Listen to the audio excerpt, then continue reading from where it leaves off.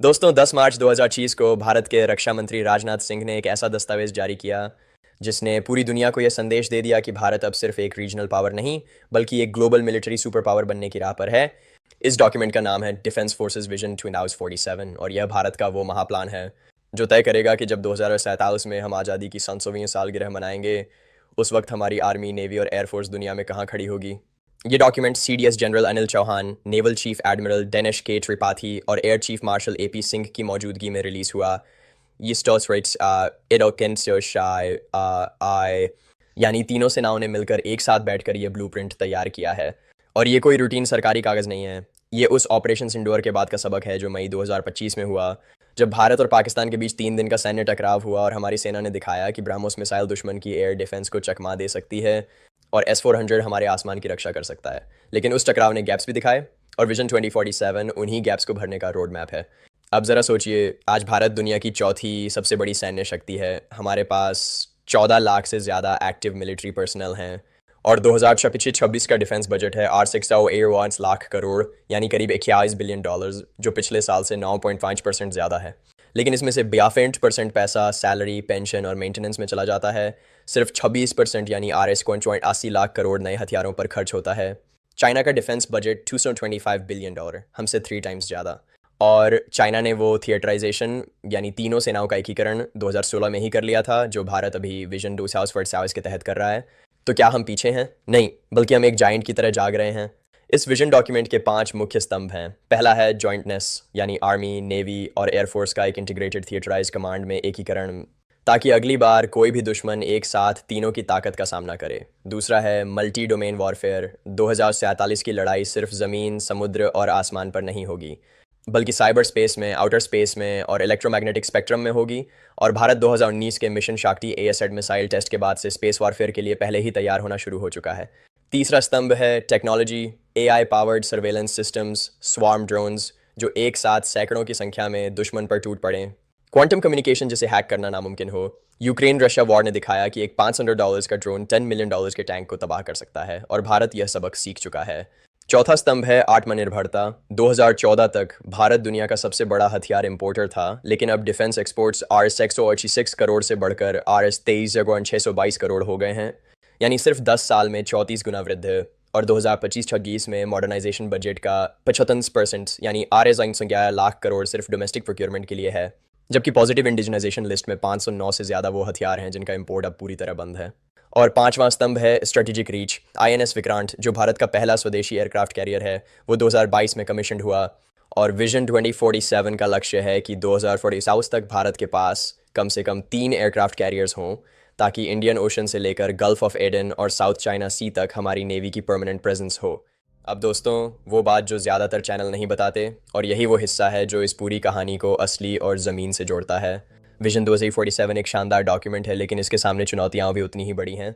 और अगर हमने इन्हें ऑनेस्टली नहीं समझा तो ये डॉक्यूमेंट भी बाकी सरकारी कागज़ों की तरह अलमारी में बंद हो जाएगा।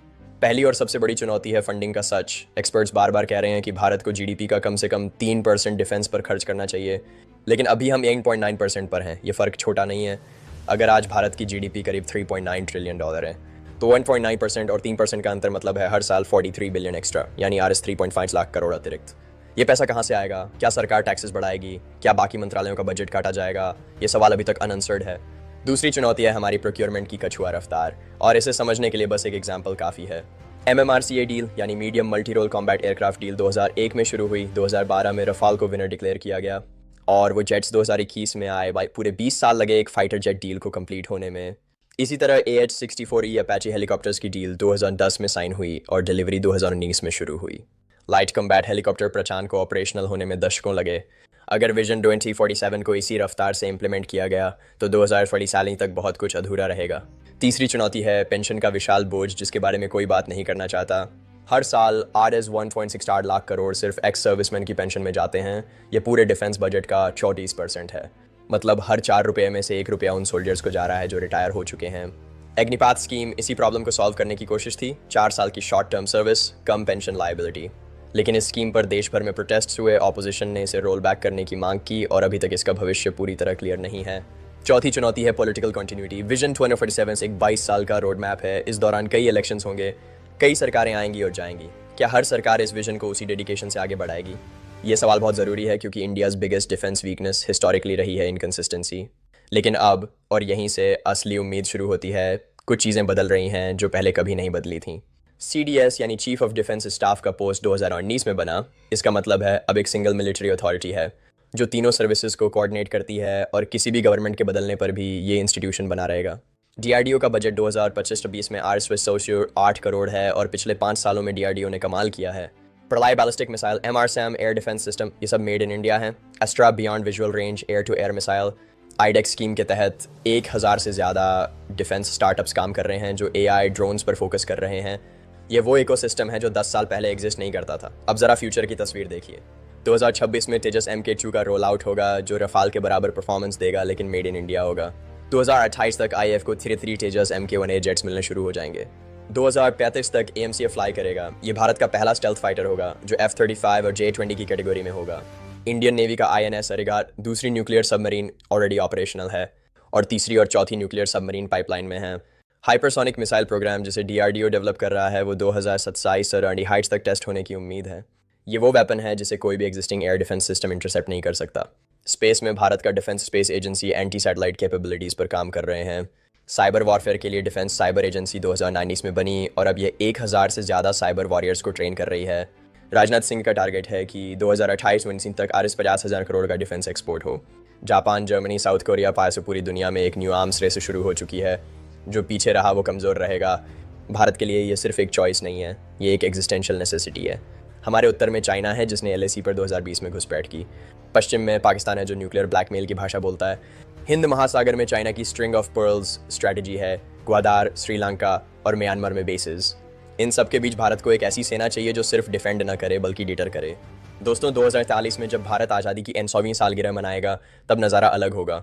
हमारी सेना के पास होगा AI driven battlefield management systems, swarm drone squadrons, indigenous stealth fighters, 3 aircraft carrier battle groups, nuclear submarines. ये कोई बॉलीवुड मूवी का सीन नहीं है। ये एक रिटन, फंडेड और इंस्टीट्यूशनली बैक्ड रोड मैप है। विजन 2027 सिर्फ एक मिलिट्री डॉक्यूमेंट नहीं है, ये विकसित भारत का सबसे ताकतवर हिस्सा है। अगर ये वीडियो आपको पावरफुल लगी तो अभी लाइक करें, चैनल सब्सक्राइब करें और बेल आइकॉन दबाएं। कमेंट में बताइए क्या आपको लगता है भारत 2044 तक टॉप 3 ग्लोबल मिलिट्री पावर्स में होगा।